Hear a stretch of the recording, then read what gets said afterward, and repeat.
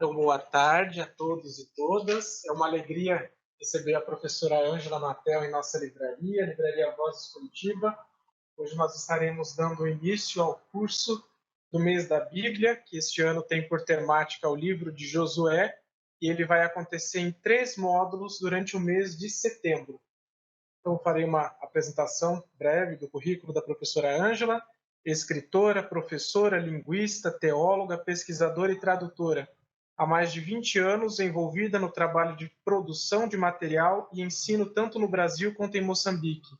Licenciada em Letras Português e Inglês pela Pontifícia Universidade Católica do Paraná, bacharel em Teologia pela Faculdade Fidelis de Curitiba, mestre em Teologia pela PUC Paraná e doutoranda em Teologia pela PUC Paraná, na área de exegese e teologia bíblica. Publicou 5 livros nas áreas de ciências da religião, teologia e letras. Muito bem-vinda, Ângela. A palavra é sua. Obrigada, Leonardo. Obrigada pelo convite. Eu fico muito feliz e honrada também de estar aqui. A primeira aula presencial que eu dou depois da pandemia. Eu acho que é importante esse registro porque todos nós sofremos de alguma maneira, né? Algum efeito desse tempo que ficamos longe. E para mim, hoje, eu estou especialmente emocionada por estar voltando a lecionar presencialmente. Eu acho que isso para mim me traz muito carinho, né? Eu amo lecionar, eu dou aula desde os 15 anos de idade, eu fiz antigo magistério também, né? Então eu sinto muita falta dessa troca pessoal assim, com os alunos. As aulas online são boas, mas não é a mesma coisa, né?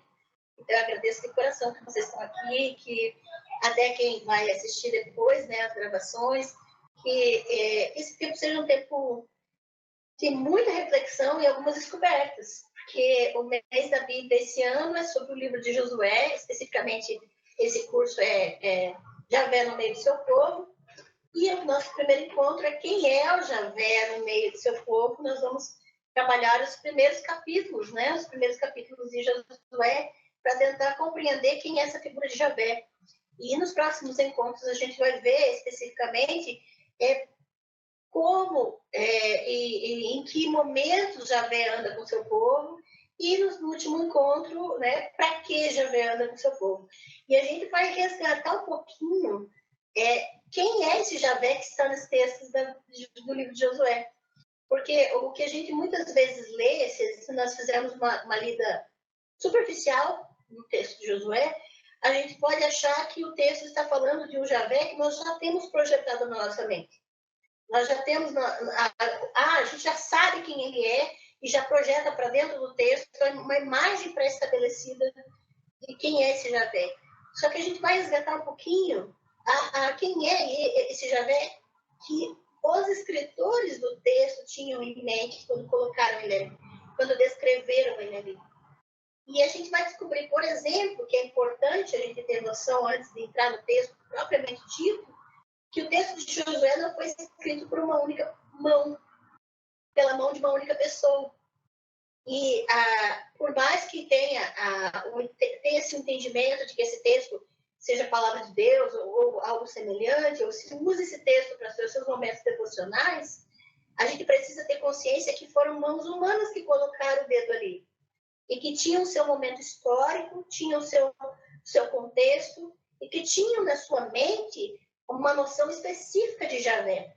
E se é mais de uma pessoa que escreveu esses textos de Josué, então nós precisamos também respeitar esse entendimento das diferenças que são colocadas ali.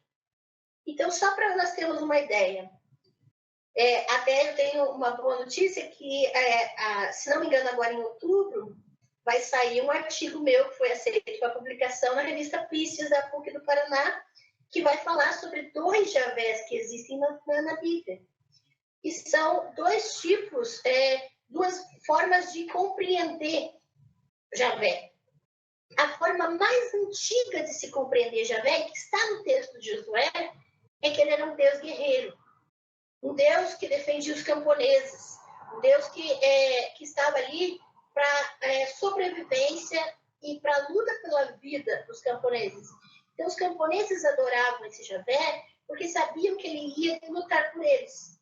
Queria libertá-los da opressão de povos dominantes, de povos mais fortes do que eles. Esse é o Javé mais antigo, Deus da guerra, mas um Deus da guerra de defesa dos vulneráveis e dos camponeses. Esse Javé não é de Israel. Eu preciso contar isso para vocês. Vocês vão descobrir, por exemplo, em livros como A Bíblia Desenterrada, do Israel Finkelstein, uma nova história da Bíblia, né, que está em lançamento agora, materiais da origem de Javé, do Thomas Homer vai falar sobre isso, que o Javé mais antigo, conhecido mais antigamente, ele saiu da região de Edom, ele caminhava pelo Sinai, pelos povos do Sinai, os povos que não tinham lugar para morar, que eram povos nômades, que tinham que ficar se deslocando. Esse Javé é o Javé que defendia a vida dos mais vulneráveis. E ele era conhecido em muitas regiões. E foi levado para a região de Judá e de Israel, posteriormente, como o Javé da defesa da vida dos camponeses. Porém, quando Israel e Judá se tornaram uma monarquia, quando se instituíram depois os reis de Israel e de Judá, os reis tomaram Javé para ser o Deus oficial da monarquia e transformaram Javé no Javé do exército de Israel. Um Javé que legitima o rei, legitima o poder dos mais fortes sobre os mais fracos. Veja que um novo Javé surge na era da monarquia para mostrar que o rei tinha autoridade de Javé para mandar nos mais fracos, para legitimar quem estava no poder. E esse Javé vai ser o Javé que comanda o exército de Israel, os militares, algo que vai para a conquista de terras, para domínio. E você vai ver um contraste entre esses dois Javés. O Javé que está preocupado pela libertação dos povos mais vulneráveis, dos escravizados, daqueles grupos que são marginalizados, e um Javé que vai trazer a legitimação do rei, a legitimação da elite sobre os mais fracos. E por que eu estou falando em monarquia se na época de Josué não tinha rei? Se na narrativa de Josué você não vai encontrar um rei sobre as tribos de Israel.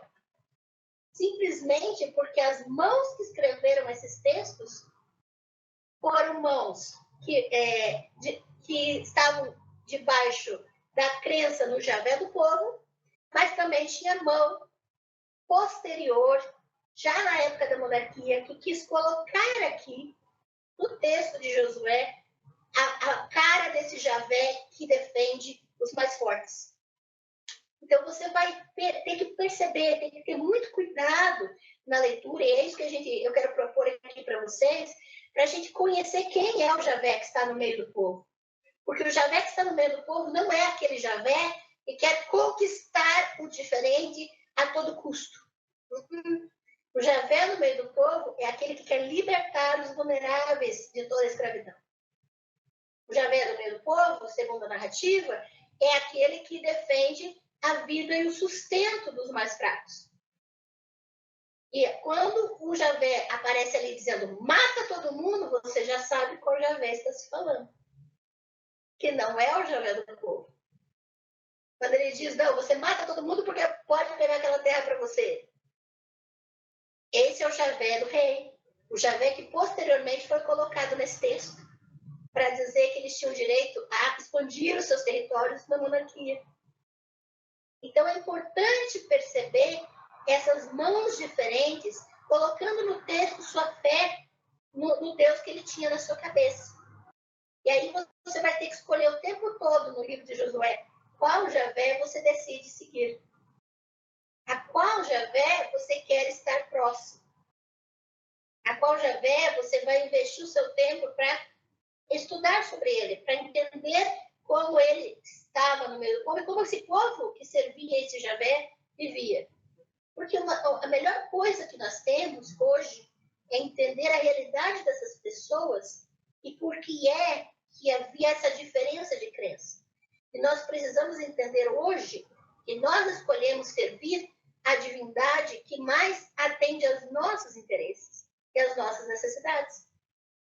Nós estamos em ano de eleição, e isso a gente não pode ignorar.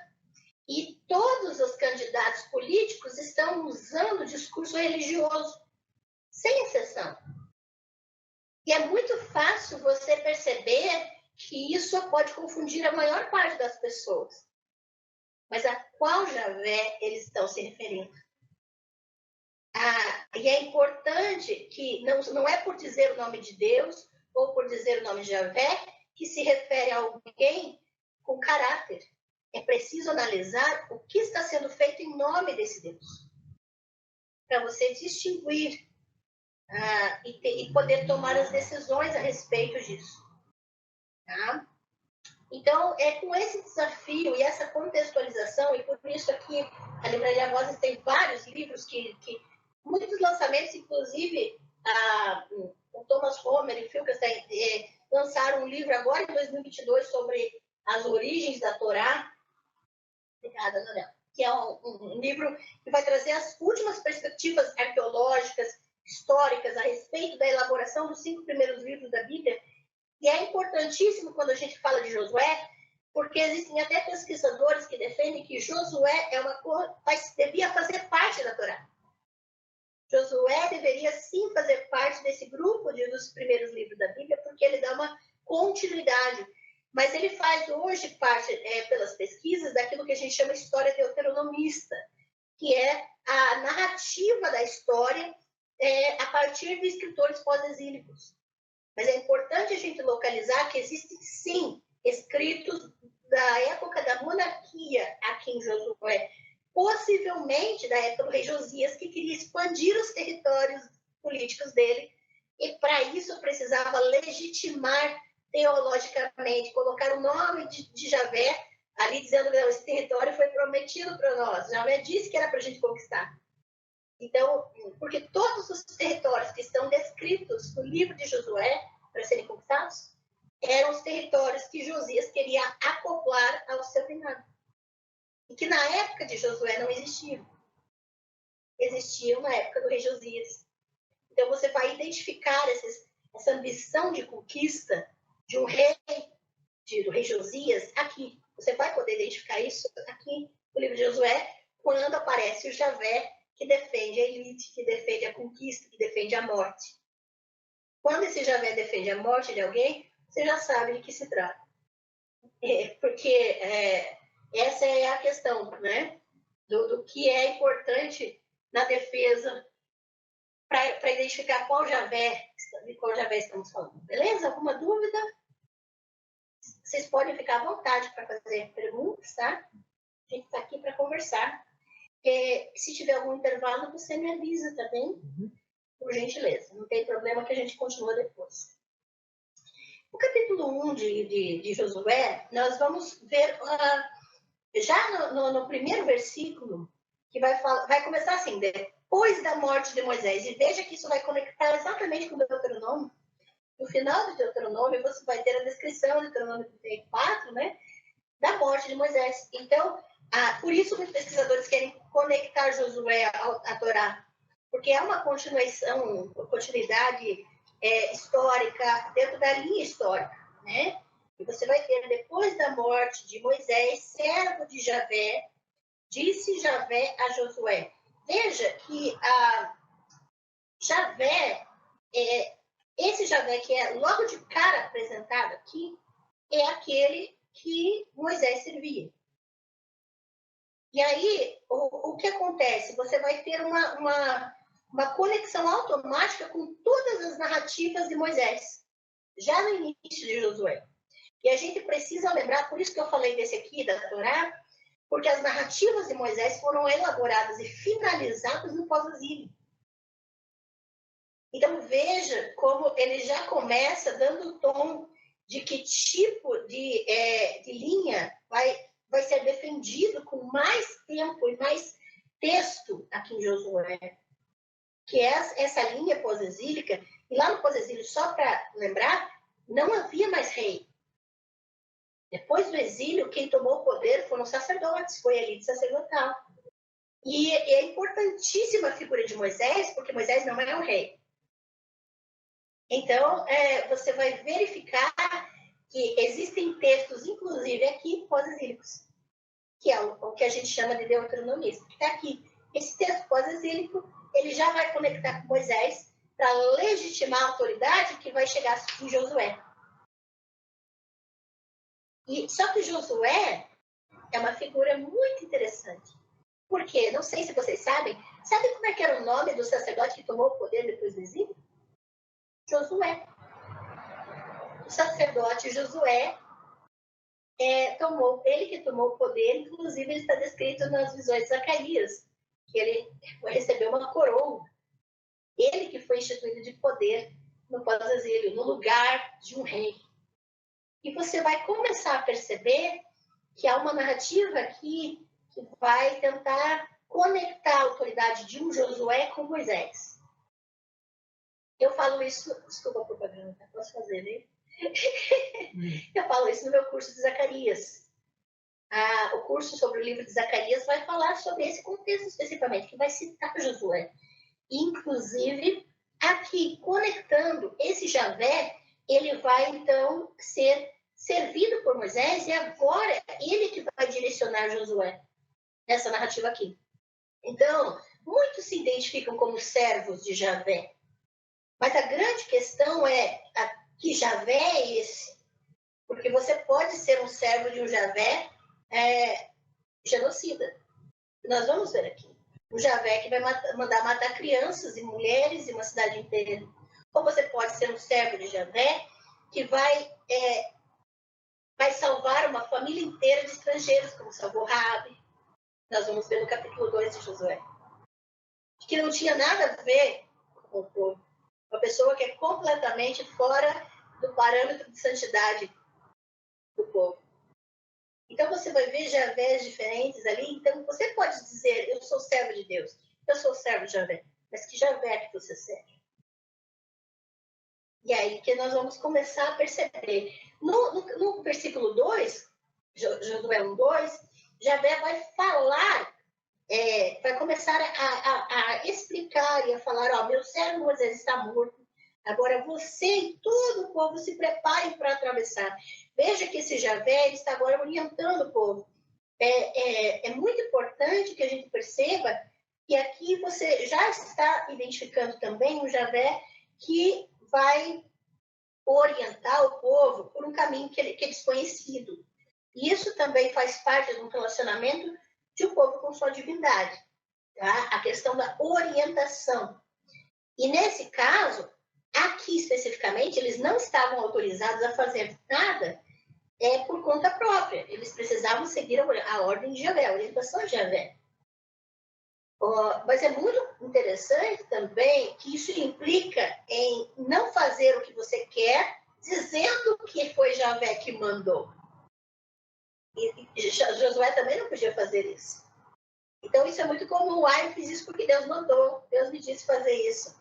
E aí você vai, muitas vezes, é um risco que você corre, nós corremos, quando a gente simplesmente faz as coisas pela nossa vontade, baseado em sentimentos, baseado em emoções, e coloca na conta de Javé. Pois Javé me inspirou a fazer isso. Sem nenhum tipo de discernimento, se aquilo realmente é em defesa da vida ou não. Se aquilo realmente é do Javé que defende os vulneráveis ou aquele que defende os poderosos. E esse vai ser sempre o peso para perceber que Javé nós estamos obedecendo. No versículo 6, quando Javé diz, seja forte e corajoso, seja forte e valente, dependendo da tradução que você utiliza, né? Javé, aqui ele vai se revelar, sim, como um Deus da guerra, no versículo 6 já. Porque essa frase que ele coloca para Josué no versículo 6 e também no versículo 9, se não me engano, ele vai repetir isso, seja forte e corajoso, seja forte e valente. 2 vezes ele vai falar isso. Essa frase é a forma de se dirigir a um exército, a um grupo de guerreiros. E aqui esse Javé aqui, você já percebe, ele está se revelando como um Deus guerreiro, um Deus que está chamando o seu povo para se defender, para se fortalecer. E aqui, essa fala revela muito o Javé antigo, o Javé de guerra, de defesa dos camponeses, porque ele incentiva eles a se fortalecer.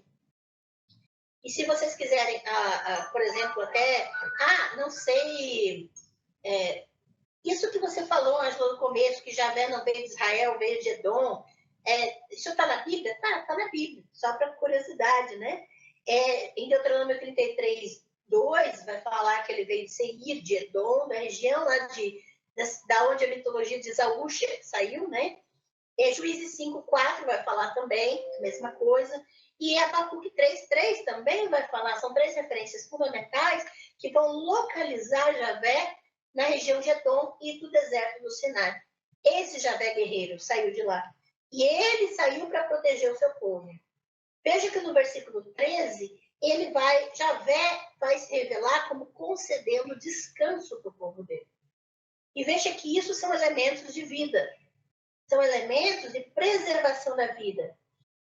O verbo, inclusive, aqui no versículo 13, significa conceder descanso da opressão de povos vizinhos. Então, nesses versículos, veja que você tem que analisar versículo por versículo, porque às vezes ele vai dar a entender um Javé diferente. E nesse versículo 13 especificamente, Javé vai dar descanso das batalhas, vai protegê-los daqueles que os oprimem. E no versículo 14, Javé, ele desafia o seu povo a se preparar para se defender. Porque a função de Javé, do Javé mais antigo, das tradições mais antigas dele, é proteger os vulneráveis. Mas ele não isenta esses povos das suas responsabilidades, daquilo que eles podem fazer. Então, Javé, aqui, ele promete proteger o seu povo. Mas ele diz, vocês também têm que estar preparados para se proteger. Aquilo que está ao nosso alcance, nós precisamos nos responsabilizar. Não é dizer, isso aqui é culpa do diabo, ou isso aqui é Deus cuida. Se eu posso fazer, é minha responsabilidade fazer. Isso é importante. E veja que o texto não isenta ninguém da sua responsabilidade. De se preparar, de se cuidar, de se proteger. E isso é importante em todos os sentidos. Tranquilos? Capítulo 2, quando nós entramos no capítulo 2, nós temos a introdução de uma personagem importantíssima na narrativa, porque ela vai mostrar um pouquinho desse Javé que cuida do povo, que é uma mulher chamada Raabe. O que acontece? Eles vão conquistar um território, e lá eles enviam 2 espias. Inclusive, o texto, mais tarde, vai citar eles como 2 meninos e não homens. O texto hebraico vai dizer garotos. Eles vão ser enviados para a cidade de Jericó. E quando chegam lá, eles encontram uma mulher. E ela é chamada em hebraico de Zoná. E é claro que os tradutores vão traduzir por prostituta. E a partir dessa tradução é que, inclusive, os escritores do Novo Testamento vão continuar chamando Raabe de prostituta, porque eles estão, todas as citações do Antigo Testamento lá no Novo Testamento são citações da Septuaginta, que é a tradução grega. Eles não citam diretamente do hebraico. Então, vão sempre citar prostituta. Agora, zoná não é necessariamente uma prostituta, eu preciso dizer isso, porque a palavra em hebraico pode significar dona de uma pensão, de uma estalagem. Ela era uma mulher independente. Então, mulher independente, dona de um estabelecimento, de uma hospedaria, também era chamada zoná. Então, você não tem certeza se ela era realmente prostituta, de acordo com o termo hebraico. Agora, o estigma ficou a partir das traduções. Isso é problemático, porque, né? Inclusive, os textos vão citar isso depois. Raabe, ela é triplamente marginalizada, porque nessas traduções, principalmente, ela é chamada de prostituta na cidade dela, mas ela era, de fato, uma estrangeira para Israel, né? Ela era de Jericó, e era uma mulher. O que, na época, as mulheres, se elas eram mulheres consideradas respeitáveis da sociedade, elas pertenciam a um homem. Elas eram ou filha de alguém ou esposa de alguém. Agora, as mulheres independentes, no caso da Zoná, né, ou das zonot, em plural, né? Eu já estou estudando aldebraico, desculpa, mas zonot é plural, as mulheres, né, independentes, elas não pertenciam a nenhum homem, então elas eram mais marginalizadas ainda. De qualquer maneira, elas eram marginalizadas por serem independentes, elas não estavam conectadas a um homem. E em sua primeira aparição, no capítulo 2, versículo 1 de Josué, Raabe, ela é a figura central da narrativa. Ela direciona a ação e salva os espias. Porque vai haver uma desconfiança a respeito deles. E veja que a única que nós conhecemos pelo nome nessa narrativa é Raabe. Nós não sabemos o nome dos espias. Você pode ler a história inteira do capítulo 2 e você não vai saber dizer o nome desses dois espias, mas Raabe, o nome dela está lá.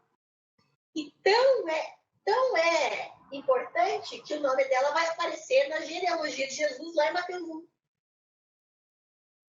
Ela está lá na genealogia de Jesus. Uma das 5 mulheres que aparecem na genealogia de Jesus em Mateus capítulo 1. Lá, nos versículos 8 a 13 do capítulo 2, você vai ter um reconhecimento de Raabe sobre a fama de Javé. Raabe vai dizer, olha, eu ouvi falar que Javé tirou vocês lá do Egito, e veja como está conectando novamente com a Torá, com o Pentateuco. De novo vai buscar a história de Moisés e do Êxodo. Quando Raabe fala no capítulo 2, dos versículos 8 a 13, olha, nós ouvimos falar e o povo está aqui aterrorizado, porque a gente ouviu o que Javé fez com os egípcios para tirar vocês de lá. Então, é tão forte isso que você vai ver um eco da fala de Raabe lá em 1 Samuel 4, quando a Arca da Aliança é trazida para o campo de batalha, os filisteus dizem, olha, os deuses que tiraram eles do Egito estão entrando aqui no campo de batalha. Olha como o eco do que Raabe diz aqui vai ser reiterado lá em 1 Samuel 4. E vai voltar à libertação que Javé fez dos escravizados, dos marginalizados. Veja a imagem de Javé, do Javé mais antigo, que está ecoando aquele que liberta os escravizados, aquele que liberta os vulneráveis. Esse eco estava repassando de povo para povo, para que esse Javé fosse conhecido. E mesmo assim, existe uma outra batalha do Javé conquistador tentando lutar contra essa imagem do Javé libertador. É uma constante luta. Queira ou não, é uma luta entre todos aqueles que creem hoje em Javé. Uma batalha entre crer numa divindade, num Deus que quer libertar os vulneráveis, que quer libertar de todas as opressões, que quer, de alguma maneira, promover a vida dos vulneráveis, ou simplesmente conquistar os demais para a sua própria fé, ou passar por cima das pessoas para reforçar e legitimar a sua fé. É uma batalha constante para todos os que creem. E é uma escolha que também tem que ser feita, até diante dos textos. A gente não pode ignorar isso. Veja que lá no versículo 9, por exemplo, Raabe está citando diretamente Êxodo 15, que é a canção que foi cantada na travessia do mar. Raabe é uma paráfrase no versículo 15. Raabe está fazendo uma paráfrase de Êxodo 15. É só para você colocar o texto do lado do outro, a fala de Raabe e Êxodo 15. Ela só vai inverter alguns termos, mas é a mesma fala, a mesma frase que está sendo dita. E você vai perceber que na boca de Raabe, o Javé que é citado é o Javé libertador. É o Javé dos oprimidos, dos vulneráveis. E veja que no versículo 11 existe um problema. Olha só, Josué 2:11. Olha a situação. E diz assim, quando soubemos disso, isso é uma fala colocada na boca de Raabe. O povo desanimou-se completamente. E por causa de vocês, todos perdemos a coragem. pois Javé, o seu Deus, é Deus em cima nos céus e embaixo na terra. Aqui tem um probleminha. Tem um probleminha, porque o Javé guerreiro, o Javé libertador, não era o Deus de toda a terra. Era o Deus dos camponeses, dos oprimidos. Ele não queria estar acima de todos. Ele estava junto com quem estava com ele. É diferente.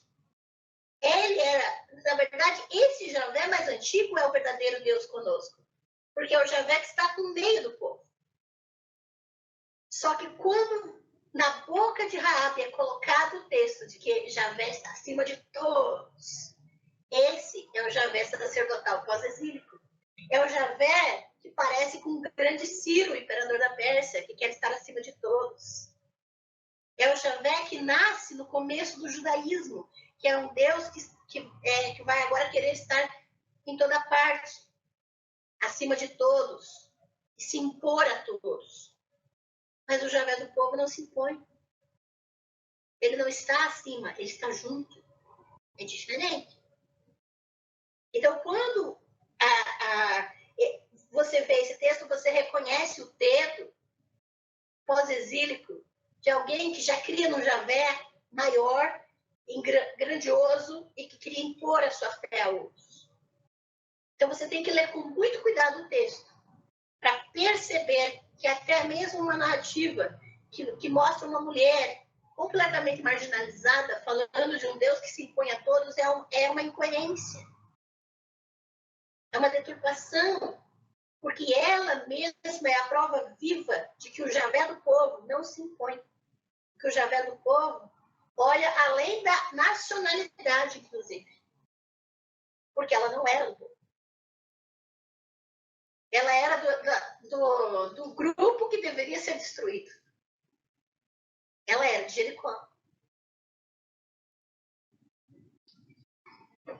E aí você vai ver, por exemplo, que o acordo que os espias fazem com ela viola uma orientação que está em Deuteronômio 20, que é a orientação da Guerra Santa. Você não pode deixar ninguém vivo. Em Deuteronômio 20 você tem as regras de uma guerra santa, uma guerra instituída pelo Javé poderoso. E diz que você não pode deixar ninguém vivo daqueles que Javé mandaria destruir. E o acordo que os espias fazem com ela é de que ela e toda a sua família sobreviveriam, estariam salvos da conquista. E poderiam entrar para conviver com o povo. E então esse acordo vai violar a regra da guerra santa do grande Javé, do Javé do exército. Na verdade, ela está seguindo o Javé do povo, que aceita a todos, indiscriminadamente.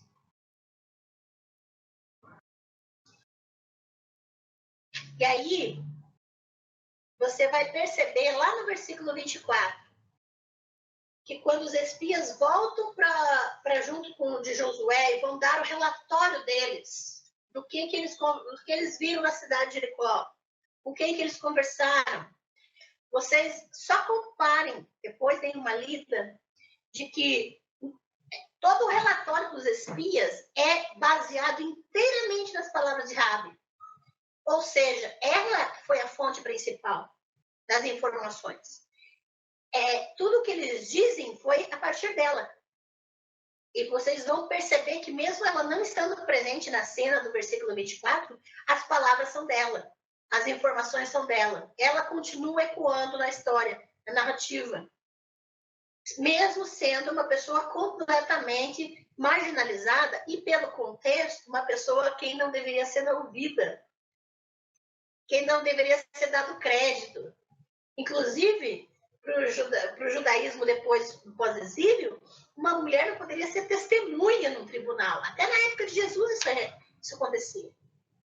E essas são as palavras dela que valem aqui no relatório dos espias, no versículo 24.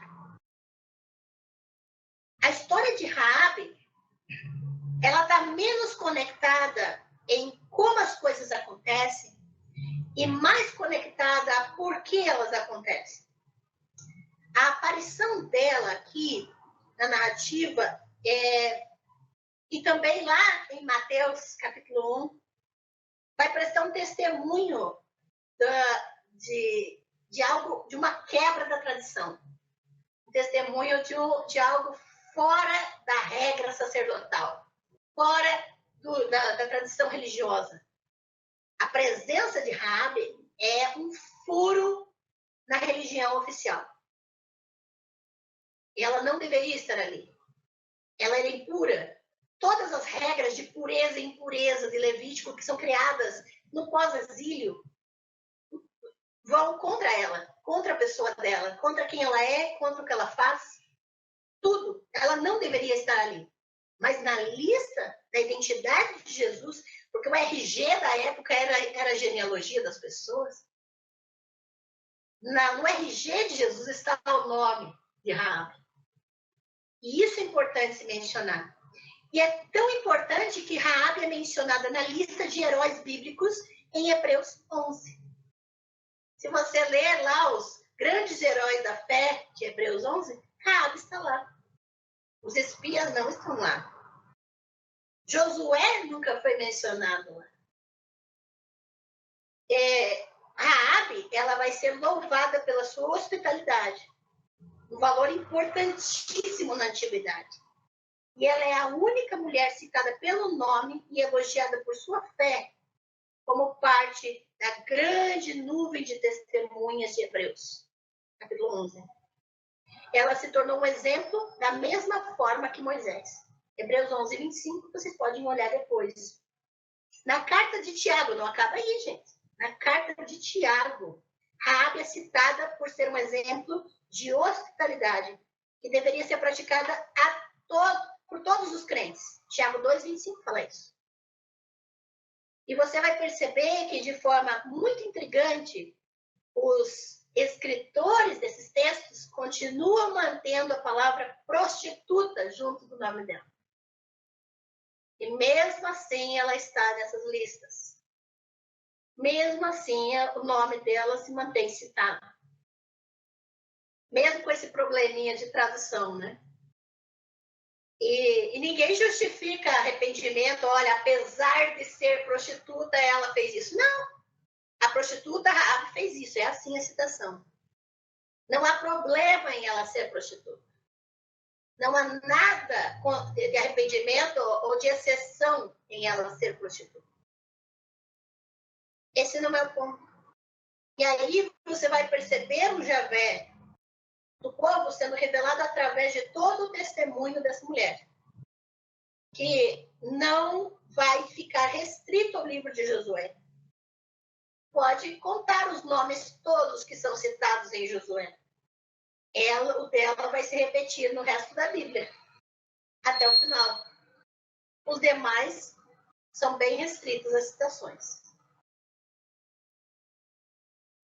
Agora, continuando no capítulo 3, você vai perceber agora a referência a um objeto mágico, a Arca da Aliança. A Arca da Aliança era uma caixa de madeira revestida de ouro, em que deveriam conter as tábuas com os 10 mandamentos que Deus teria revelado a Moisés anteriormente. Veja novamente a referência a Moisés ao citar a Arca, porque a Arca é um objeto que traz a lei de Moisés. Então, você está novamente vendo o dedo dos sacerdotes pós-exílicos em enfatizar a história de Moisés ali, falando da Arca da Aliança. A Arca era imaginada como um objeto sagrado e que era levada como representação do Javé, guerreiro dos reis.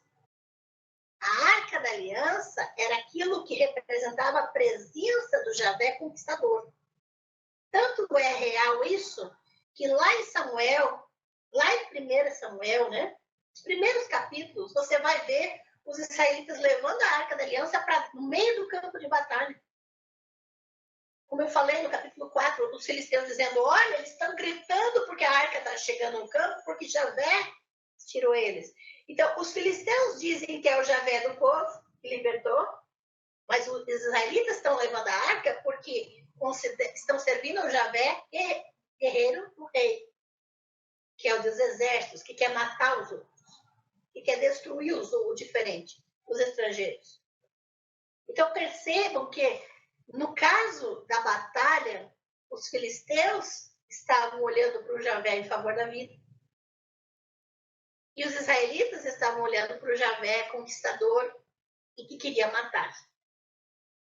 Você vai perceber isso facilmente nas narrativas. E aí, o que você vai perceber no capítulo 3 é o reflexo desse Javé que quer matar o estrangeiro. Tanto é que no versículo 10, ele vai dar uma lista de povos que estavam lá em Canaã, 7 povos, e que eles deveriam morrer, a terra deles deveria ser dada aos israelitas. Esse Javé, no versículo 11, é o Senhor de toda a terra. É a arca da aliança do Senhor de toda a terra.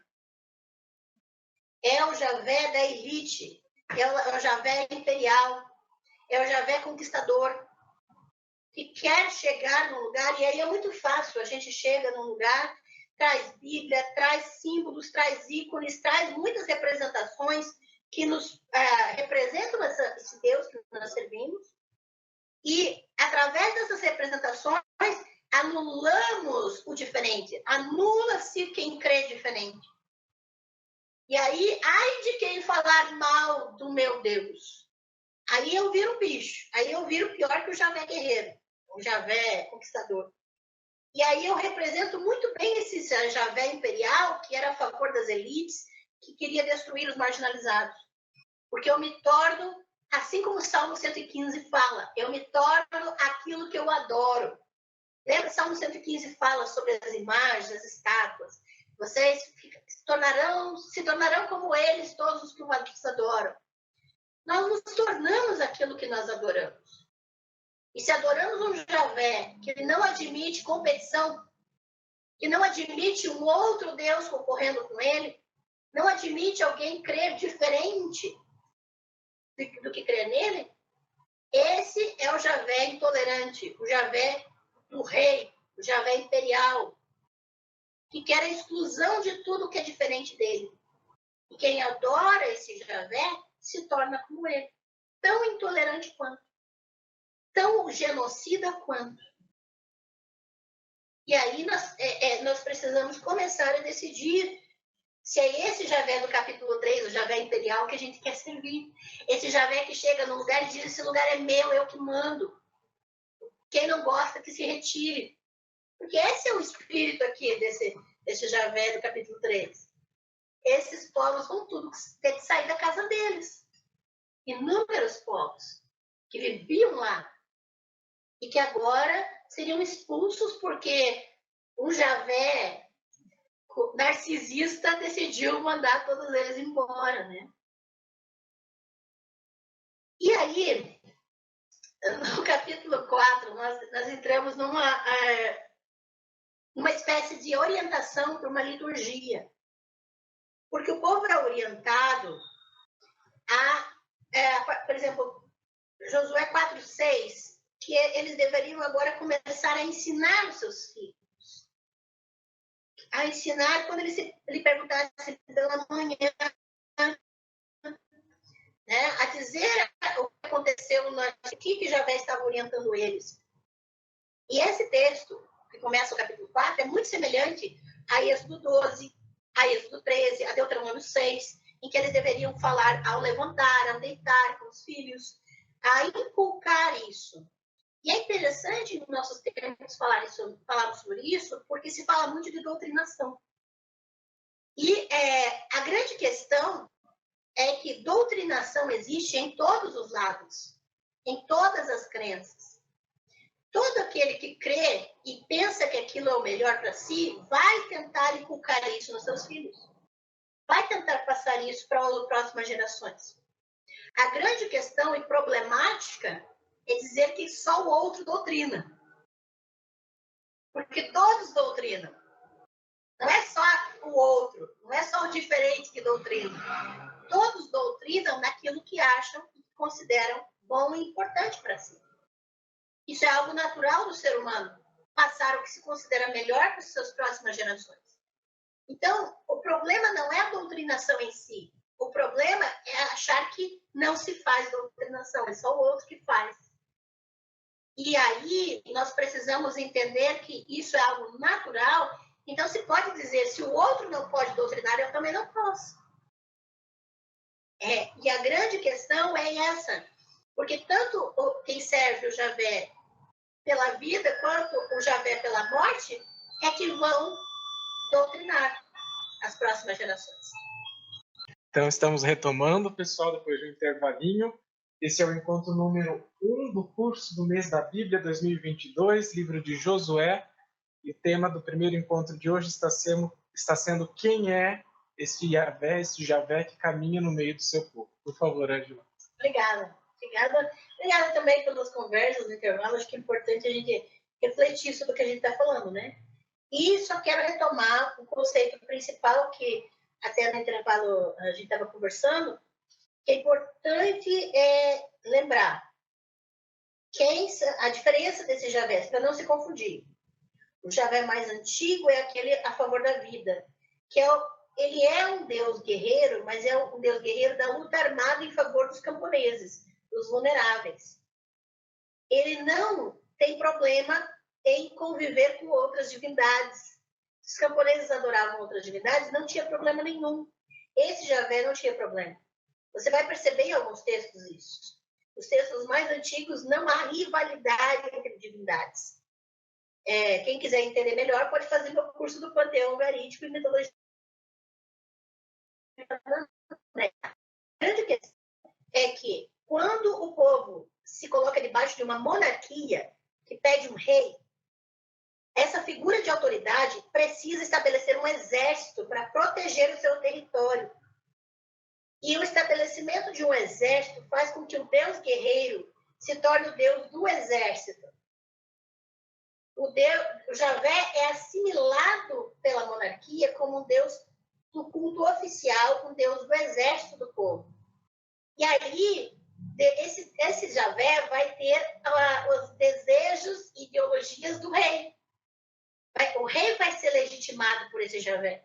Então, agora, esse Javé vai começar a ser um Javé que batalha contra outros povos, que quer a morte dos inimigos, o Javé que defende o território e quer conquistar outros territórios para si, o Javé que não compete com outros deuses no topo.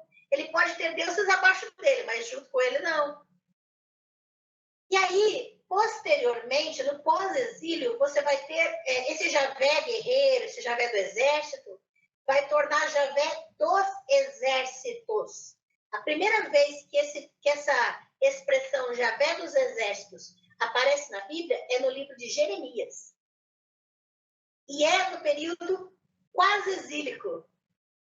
Porque Javé agora, esse Javé vai assumir características imperiais. Ele não é só Javé do exército de Israel, ele é Javé de todos os exércitos, até o da Babilônia. É Javé que vai começar a mexer na Babilônia para vir castigar o povo dele. A Babilônia, lá em Isaías, vai ser chamada de martelo na mão de Javé. Então, você vai perceber que esse Javé acima, Senhor de toda a terra, que eu mencionei agora há pouco, está em Josué, é esse Javé imperial. Esse Javé que quer estar acima de todos. Esse Javé que tem a cara do Império Persa, que conquista todos e está acima de todos. É o Javé descrito no terceiro Isaías, ou seja, o Isaías dos capítulos 56 a 66, a última parte de Isaías, que é um Javé pós-exílico, um Javé imperial, que descreve perfeitamente o Império Persa, a ideologia persa, de estar acima de todos os povos, de não ter competição, de não admitir outros deuses. E aí esses textos que falam, não tereis outros deuses diante de mim, está lá localizado no pós-exílio esse texto, porque é um Javé que não admite competição. Então, você vai perceber agora essa diferença de que o Javé do povo, o Javé da luta armada, pela vida dos camponeses, pela vida da defesa dos vulneráveis, não tem nada a ver com com o Javé que está sendo usado para legitimar nem o poder do rei, nem o poder sacerdotal pós-exílico. Porque tanto o poder da monarquia quanto o poder sacerdotal pós-exílico estão com ideologias imperialistas de conquista e automaticamente são intolerantes. Então, só para reformular e para reforçar essa diferença, porque eu entendo que para muitas pessoas isso é um conteúdo novo, porque é um conteúdo de estudo dos textos, mas que geralmente não é comentado nas catequeses, nos grupos das comunidades. Mas é importante a gente entender, porque quando você lê um texto bíblico, você precisa ter a informação de que esse texto passou por mais de uma mão. E por mais que tenha sido inspirado, você creia que ele tenha sido inspirado por uma divindade, você precisa saber que esse texto foi editado por elite sacerdotal, por um grupo que tinha uma ideologia específica de eliminar o diferente. E por isso, quando temos o texto em mão, é nossa responsabilidade e decisão escolher se vamos servir a esse Javé imperialista ou não. É esse o objetivo. Porque sem informação, nós não podemos ser responsabilizados. E quando nós temos as informações, nós estamos agora tendo responsabilidade e liberdade para decidir sobre a quem vamos servir. Nós vamos ver lá no final do último capítulo de Josué, a quem vocês vão servir. Capítulo 24 de Josué, no último encontro a gente fala sobre isso. Mas até lá, a gente precisa saber as opções e ser informado sobre as reais características desses deuses, desses Javés que estão se manifestando em textos diferentes, pela mão e intenção de pessoas diferentes. E aí, nós estamos no capítulo 4, vendo que, independente da crença de uma pessoa, automaticamente ela vai passar para as próximas gerações aquilo que considera importante de valor. Por isso, é muito complicado quando você quer cercear a liberdade do outro de doutrinar as próximas gerações, porque nós fazemos isso, nós doutrinamos. E também é perigoso nós tomarmos a nós mesmos como referência para medir o outro, porque nós não somos deuses. Quando eu meço a crença e a conduta do outro por mim, eu estou me colocando sobre Deus, sobre a outra pessoa, como Deus. Isso é perigosíssimo. Então, a gente precisa se colocar no nosso lugar. Nós estamos todos na mesma posição de seres humanos, mas não estamos na mesma posição social por causa das desigualdades. E por causa disso, há grupos vulneráveis na sociedade que estão sofrendo opressão de grupos dominantes. E tanto os dominados quanto os dominantes usam o nome de Deus. E é aí que a gente vai ter que fazer as nossas escolhas. E quando nós entramos agora no capítulo 4, nós vamos ver alguns símbolos importantes. Por exemplo, o versículo 9 vai falar que eles colocaram 12 pedras no Rio Jordão quando foram atravessar o rio. E eu chamo a atenção para isso porque o texto hebraico, especificamente, vai falar que o nome vai ser dado de Gilgal, ou Gilgal. E a palavra Gilgal significa círculo. Então, as pedras foram colocadas em círculos. As pedras eram o que nós chamamos de macebot. As macebot, isso plural, né? A macebá é uma pedra, macebot são várias pedras. E elas eram colocadas em círculos e representavam divindades. E aí, eram como se fossem ícones. Ou até mesmo o que eles chamavam como se fossem portais de acesso a essas divindades. E você vai perceber que essas pedras se tornaram um memorial de passagem deles. E vai perceber que o verbo passar, no capítulo 4, vai ser muito comum, porque é como se eles estivessem fazendo um rito de passagem para então entrar numa nova vida na terra. E você vai perceber que o Javé do povo não tem nenhum problema de concorrência com essas divindades que são representadas nas pedras. Porque aquelas pedras eram representações de divindades. E elas são usadas para representar as tribos. Ou seja, eram divindades dos clãs do povo. E aí porque o nome, né, Gilgal, que é círculo, então era uma maneira específica de posicionar aquelas pedras. Não era qualquer pedra jogada ali fazendo um monte. Percebe a diferença? E aí você vai perceber que esse círculo de pedras, né, elas são importantes porque elas representavam como um local de culto ali. E aquele local e Gilgal especificamente vai ser citada nas narrativas, tanto em Samuel como um santuário na época de Eliseu. Tá? E você vai perceber que esse local era um local muito comum na antiguidade para culto a outras divindades. E o Javé do povo não teve problema nenhum com isso. Com essa referência a esse lugar, esse santuário polilátrico, politeísta. Tá? Eram pedras culticas, chamadas pedras culticas, né? As macebotes. E aí você vai perceber no versículo 24 que tem uma colocação interessante, para que todos os povos da terra conheçam a mão do Senhor. Aí quando você ouve todos os povos da terra, você já tem que acender a luz vermelhinha na sua cabeça de que mudou a mão do redator. De que agora esse Deus quer estar acima de todos de novo. Percebe a mudança? O versículo anterior, os versículos anteriores, no 20, tem aquelas macebotes, aquelas pedras que representavam várias divindades. E no 24 você vai ter uma referência já, uma mudança. O redator está tentando corrigir a representação daquelas pedras. Ele está dizendo, não, no final quem tem que ser conhecido é Javé. Os povos têm que conhecer Javé.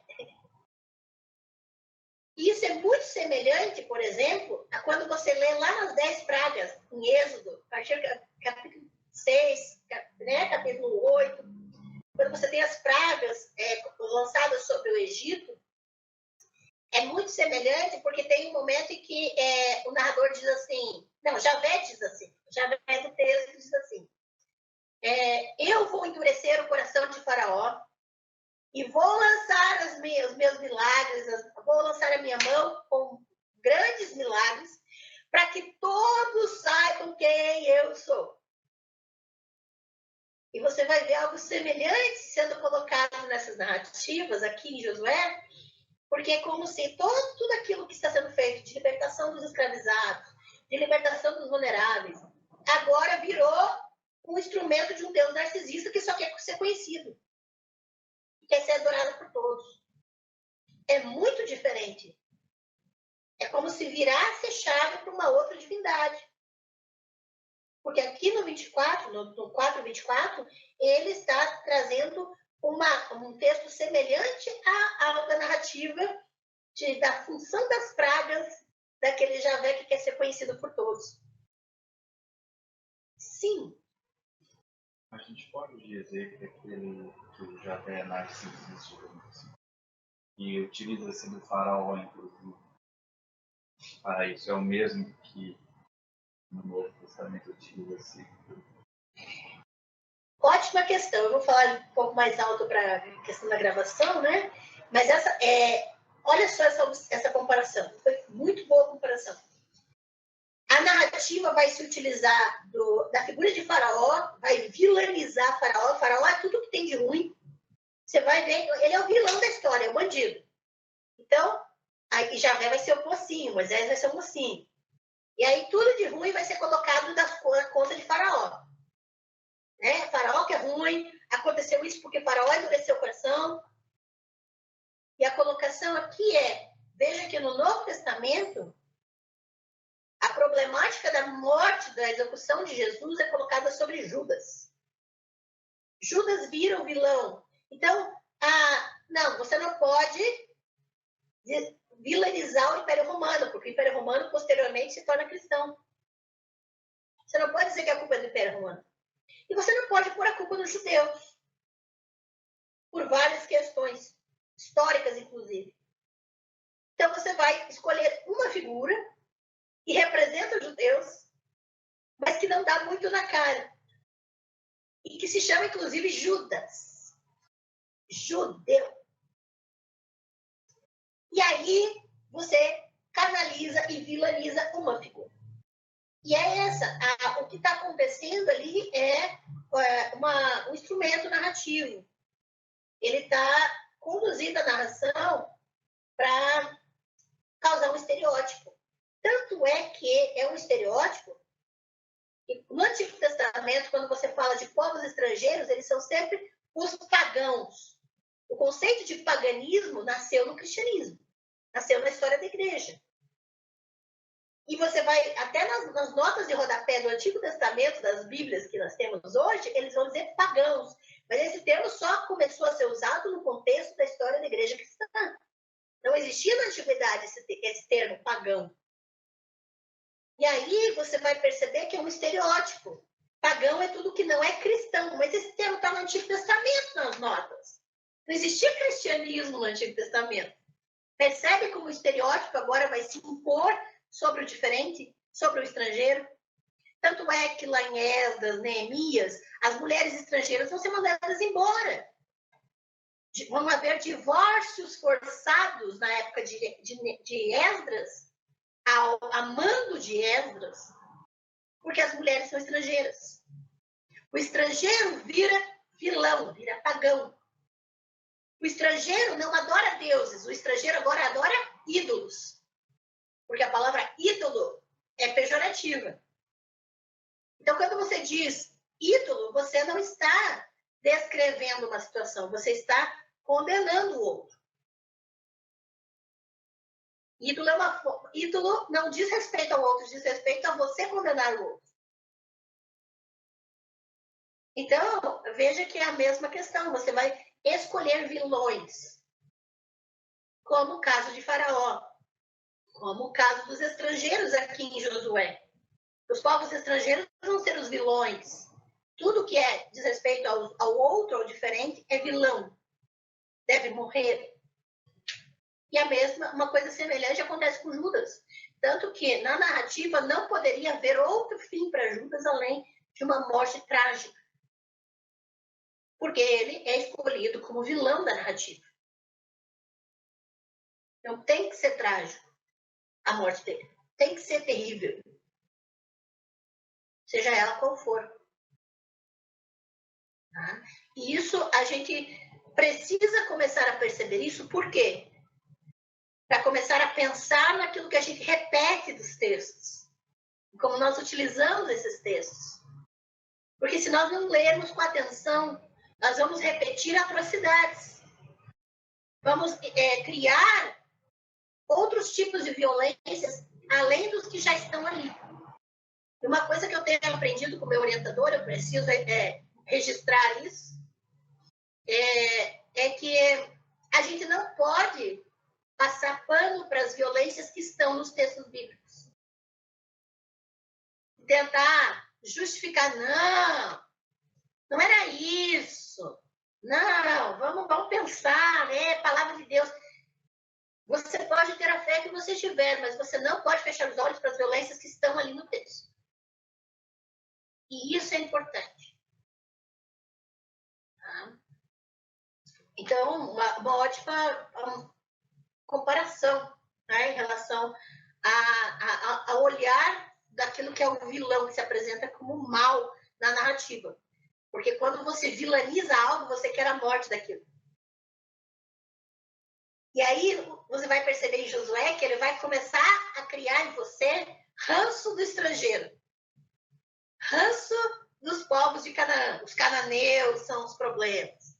Os cananeus, E hoje, se você ler, por exemplo, a Bíblia Desenterrada do Israel Finkelstein, aqui da Vozes, você vai ver que Israel e Judá eram cananeus. Não há diferença. Mas no texto começa a dizer que eles são diferentes. Os cananeus são sempre os outros. Mas hoje nós já temos evidências arqueológicas e historiográficas de que Israel era cananeu.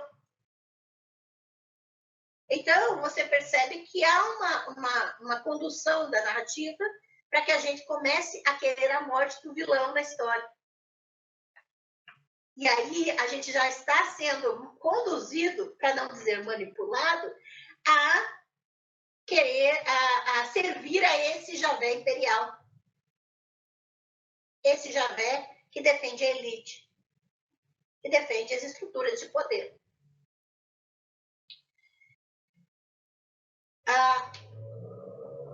E aí você vai perceber que os milagres que estão no final do capítulo 4 vão ser colocados, os milagres, por exemplo, da travessia do Jordão, vai ser um espelho da travessia do Mar Vermelho, lá no Mar dos Juncos, né? Em Êxodo, exatamente para fazer conexão de que esse Javé quer ser conhecido por seus milagres. Mas é um Javé que quer se mostrar, não um Javé que quer defender. Tá? Capítulo 5, entramos então. Olha lá, o versículo 9, afastei de vocês a vergonha do Egito. E olha que interessante, você vai perceber nuances muito importantes, porque quando ele fala da libertação, da escravidão, é possível sim que seja esse Javé mais antigo do povo, porque ele está falando dos escravizados. Ele está falando que a vergonha da escravização que eles sofreram foi afastada deles, que agora eles se tornaram um povo com uma identidade. E aí, quando você promove a identidade das pessoas, você está se assemelhando a esse Javé. Você está se assemelhando a essa postura desse Javé que está na narrativa, que afastou a vergonha daquelas pessoas por elas serem vulneráveis. Essa vergonha que elas tinham por elas terem sido vulnerabilizadas na sociedade, marginalizadas. E isso tem a ver muito com a identidade. E você vai perceber agora, especificamente, versículos 9, 10 ali, do capítulo 5, que ele vai fazer referência à Páscoa, que é a libertação, que volta a imagem do Êxodo. E agora eu preciso falar sobre a questão da ideia de idolatria. Por quê? Lembra que eu falei agora há pouco que no Salmo 115 fala de que nós nos tornamos semelhantes a quem nós adoramos. Isso está lá no Salmo 115. E lá no Salmo 115 você vai ver que ele diz assim, a estátua, a imagem, ela tem olhos, mas ela não vê. Ela tem boca, mas ela não fala. Ela tem pés, mas ela não anda. Ela tem mãos e ela não pode estender as mãos. E tornem-se como elas aqueles que os adoram. É isso que está no Salmo 115. E você vai ver o Salmo 115 como uma imagem negativa do Javé do Êxodo. Porque quando você começa a ler Êxodo capítulo 1 e 2, você vai ver o quê? O Javé que vê o seu povo sofrendo, ele tem olhos e vê. Ele é aquele que ouve o seu povo gritando por socorro. E é aquele que estende a mão para libertá-los. E você vai perceber que aqueles que adoram esse Javé também devem fazer o mesmo. Porque eles vão se tornar aquilo que adoram. Se você adora o Javé libertador, você vai ver o sofrimento do outro e não vai fingir que não está vendo como uma estátua. Você vai ouvir quando alguém te pede socorro, quando alguém diz, olha, eu estou sofrendo opressão. Você vai prestar atenção e não dizer, não, não é comigo. Ou não, não é bem assim. Você vai estender a mão quando ver alguém em vulnerabilidade, porque você se torna aquilo que você adora. Esse Javé do Êxodo, esse Javé que libertou o povo, ele ouviu, ele viu, ele estendeu a mão, ele foi em direção a esses vulneráveis. Agora, aqueles que simplesmente se omitem diante das injustiças, das vulnerabilidades, do sofrimento, da opressão, e simplesmente acham que aquilo é assim mesmo e acabou, são como essas estátuas que não têm vida, que têm olhos, mas não veem, que têm ouvidos, mas não ouvem, têm mãos, mas não podem estender. E isso sim é a imagem da idolatria. É a omissão diante da injustiça. É você se tornar como aquilo que você adora e se tornar tão inerte quanto aquilo que você adora. Não, o problema não são as imagens. O problema é você se tornar como uma. Diante do sofrimento do outro. Diante da injustiça do outro. E a grande questão é se você colocar os primeiros capítulos de Êxodo do lado de Salmo 115, você vai perceber esse contraste. Esse Javé do povo, esse Javé da luta armada em favor dos camponeses, ele não vai ficar quieto quando vê uma injustiça. Ele não vai ficar omisso quando alguém lhe é negado algum direito. De forma alguma. E aí você vai perceber essas conexões, porque acabou de se falar que Javé tirou a vergonha deles como escravos, aqui no versículo 9. E no versículo 13 ele vai retomar a ideia da Páscoa. E não adianta celebrar a Páscoa se você não tem a mesma atitude desse Javé que ouve, que vê e que estende a mão. Pode celebrar quantas Páscoas você quiser, isso não significa nada se você não é semelhante ao Javé que você adora. Ao Javé libertador. É uma questão de coerência. E aí, você vai perceber que depois dessa situação de Páscoa, se apresenta para Josué, no capítulo 5, um comandante do exército de Javé. Um ser que para ele aparece no versículo 14 ali, ele vai dizer, vai ser a representação de que Javé realmente é um Deus guerreiro.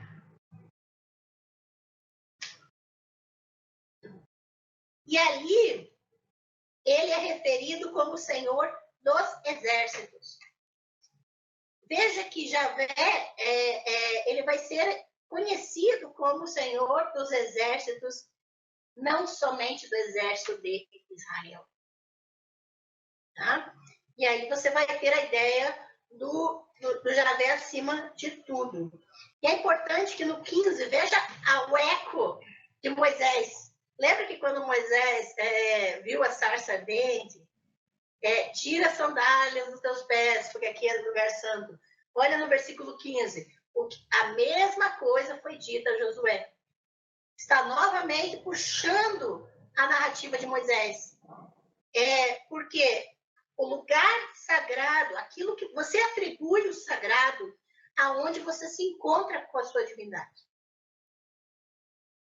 O lugar onde a sua divindade se manifesta, você atribui aquilo como lugar sagrado. É importante, o Mircea Eliade coloca que o sagrado é consequência da estrutura da nossa consciência. Então, nós precisamos entender que nós é que atribuímos o sagrado aonde nós temos um encontro, nós reconhecemos como um encontro com o divino. Mas isso parte de nós reconhecermos. Não é algo externo a nós. E ali, quando Josué reconhece que há algo sagrado ali, porque eles celebraram a Páscoa, você vai ver essa atribuição dele ter que tirar as sandálias. Por quê? Porque ali se tornou um lugar sagrado. Mas isso está relacionado a ele reconhecer que ali tinha uma divindade. E você vai perceber esse alinhamento com a narrativa de Moisés e com a de Josué aqui. tem tanto diferenças quanto semelhanças, porque ambas as histórias são referentes à dedicação de um líder, alguém que vai guiar o povo, né, para ir numa missão, tanto com Moisés quanto agora com Josué. Mas você vai perceber uma diferença, porque Moisés é colocado como um profeta, recebendo essa missão diretamente de Javé. Mas Josué é colocado como um general. Ele já está dentro do formato de guerra. E ele é comissionado por um comandante de Javé, não por Javé, especificamente. Você vai perceber essa diferença, porque aqui o Javé, que é desse comandante, ele tem muito mais a ver com o Javé conquistador. Porque é esse Javé que vai comissionar eles para dizer, agora mata todo mundo lá na frente. E Josué se torna esse general sob esse comandante. Tá bem? Mas esse comandante é o próprio Deus ou é um representante? O texto diz que era um homem. E aí nós precisamos ter um pouco de cuidado também para não atribuir como uma pessoa comum, porque na antiguidade as divindades eram físicas. Eram reconhecidas como pessoas físicas que comiam, bebiam, faziam sexo. Então, a divindade podia ser representada por um homem, como acontece lá em Gênesis 18, os 3 homens com Abraão. Então, perfeitamente possível que seja divindade, mas o texto diz que Josué viu um homem.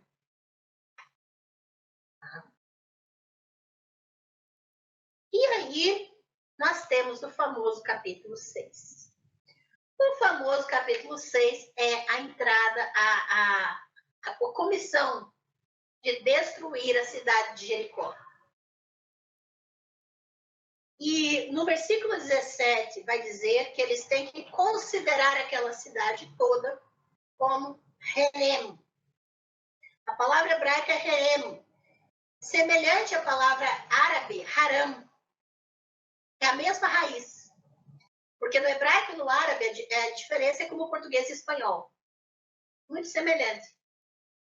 E a raiz das palavras em hebraico e árabe são as consoantes. Então, são as mesmas consoantes, Herem e Haram. São mudas vogais. E aí, o que significa Herem ou Haram em árabe, né? Herem em hebraico. Aquilo é consagrado para destruição.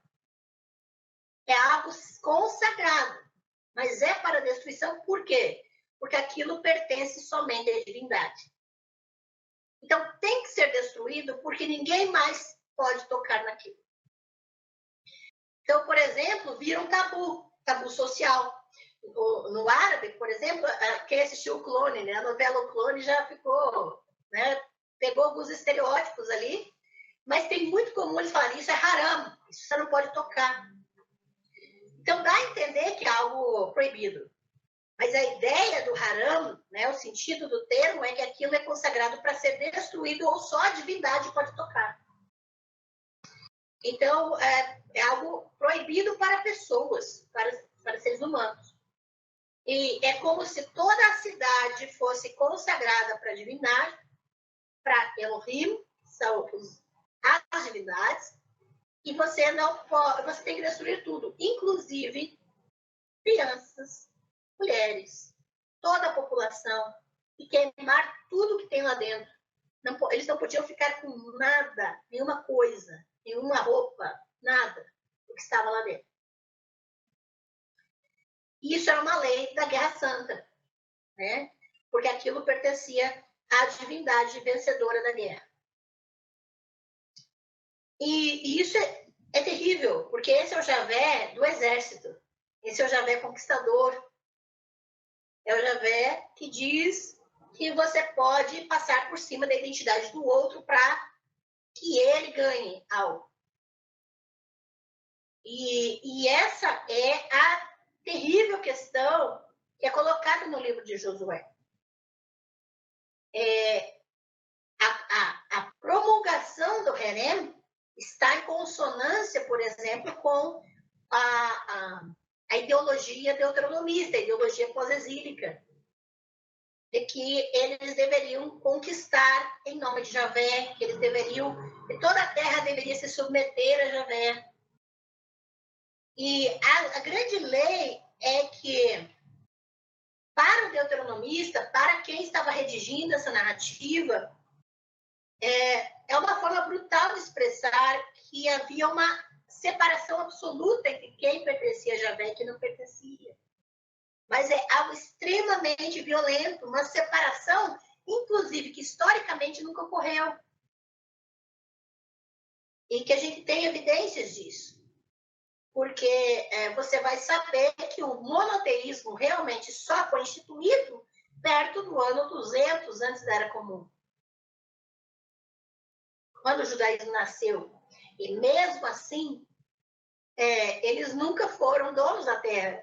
Porque na época de Jesus, os romanos colocaram imagens dos seus deuses, inclusive no templo de Herodes, templo de Jerusalém. Então você vê que nunca houve de fato uma separação. Era só algo ideológico. Mas lembrem que no próprio texto do capítulo 6 vai dizer que quem se salvou de toda essa destruição foi Raabe com toda a sua família. Por causa daquela quebra na lei da Guerra Santa, de que ela poderia viver por ter recebido os espias em casa e ajudado eles.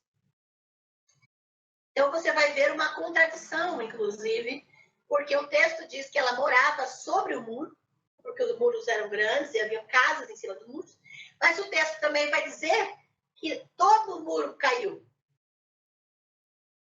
Mas a casa dela não caiu, que estava em cima do muro. É só prestar atenção na narrativa que houve um probleminha aqui. Então, o muro todo não caiu, porque ela ficou viva. Historicamente, arqueologicamente, se tem alguma evidência disso? O que nós temos, sim, uma evidência de que a cidade de Jericó foi construída sobre uma falha sísmica. Ali é uma região de constantes terremotos. Isso é fato.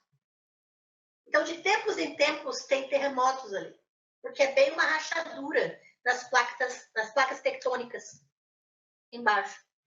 E aí, ali é muito provável que a cidade de Jericó tenha caído por causa disso, do terremoto. Porque também as estruturas, né, da antiguidade não eram feitas para sobreviver a terremotos. Não tinha-se essa noção. Então, o que tem evidências é de que realmente a cidade ali é um lugar de constantes tremores. Tá? Então, de tempos em tempos, isso acontece. Né? É interessante que é possível, então, que essa narrativa seja uma etiologia. Ou seja, uma narrativa para justificar o fato da cidade ter caído. Então, havia o fato, a cidade caiu por alguma razão. Foi-se criada essa narrativa para se dar crédito a esse Javé conquistador e para explicar o fenômeno da cidade ter caído. Entende? É muito tranquilamente que isso pode ter acontecido. É mais provável, né? E aí você vai ter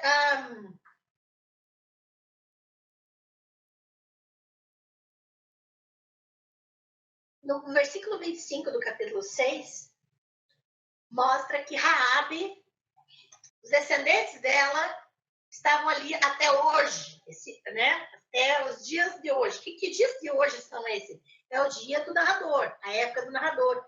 Significa que havia, na época da redação desse texto, evidências de uma família de estrangeiros vivendo entre eles.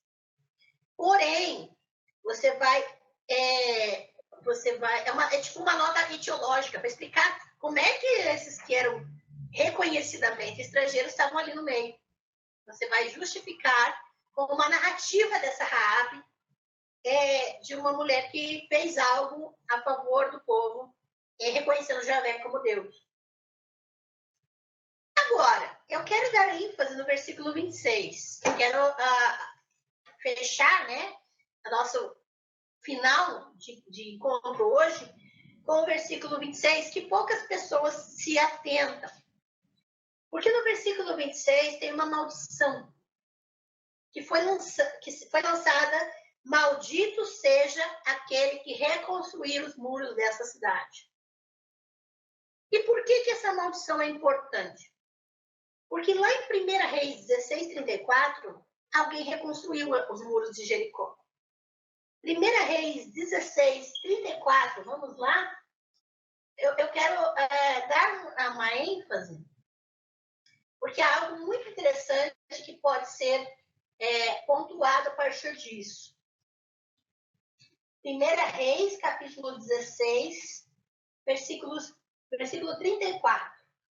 Diz o seguinte: durante o seu reinado, Hiel de Betel reconstruiu Jericó, lançou os alicerces à custa da vida de seu filho mais velho, Abirão, e instalou suas portas à custa da vida do seu filho mais novo, Segube, de acordo com a palavra que Javé tinha falado por meio de Josué, filho de Nun. E você vê uma pessoa que reconstruiu Jericó, certo? Só que a história de Jericó não acaba aqui. Jericó é citada novamente lá em Lucas capítulo 18. E se você vai para Lucas capítulo 18, e essa é a grande questão aqui que eu quero chamar a atenção, é preciso dar uma dica importantíssima para a sua leitura bíblica. A divisão de capítulos e versículos foi feita a partir do século XII da Era Comum. Isso significa que os textos não foram escritos com divisão de capítulos e versículos. Então, você não precisa respeitar a quebra de capítulos e versículos, porque ele não foi escrito dessa forma. E se você ler Lucas 18, 35 até 19, 10, tem duas narrativas. Lucas 18, 35 até 19, 10. Vou contar a história para vocês. Eu gosto de contar a historinha. Jesus estava andando com seus discípulos em direção a Jericó. Lembra que Jericó foi reconstruída. Então tinha um muro na entrada da cidade. Os muros tinham sido reconstruídos. Não eram para ter sido reconstruídos, mas foram.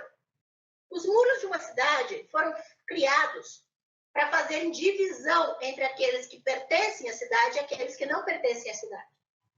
As pessoas impuras deveriam ficar do lado de fora da cidade. E quando Jesus está indo em direção a Jericó, capítulo 18, Lucas 18, 35 começa a narrativa, ele ouve uma pessoa gritando e era um cego.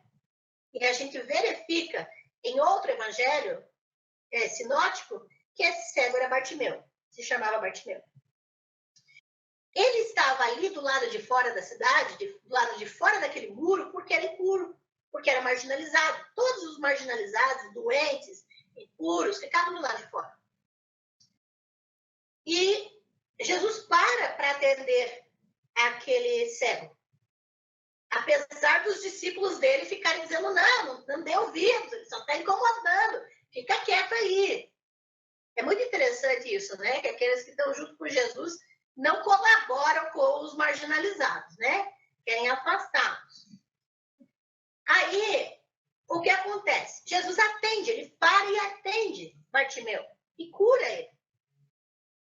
Até nas pesquisas a respeito de Jesus, historiográficas, é possível que Jesus tenha de fato existido, ele realmente possivelmente era um mágico, era um mago que atendia as pessoas.